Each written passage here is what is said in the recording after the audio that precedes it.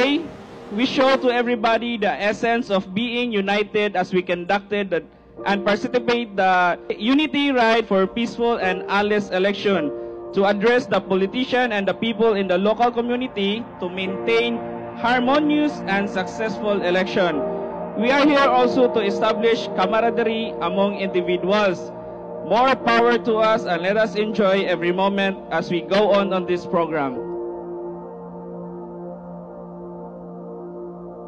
Ang Unity Ride mo kini tumong tinguha alang sa pagbantay sa atong peaceful and honest election.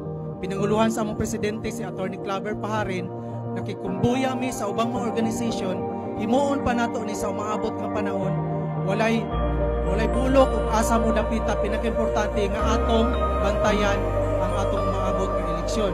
Kay kita mismo sa atong kagalingon, parte og kabahin kita dinhi sa maong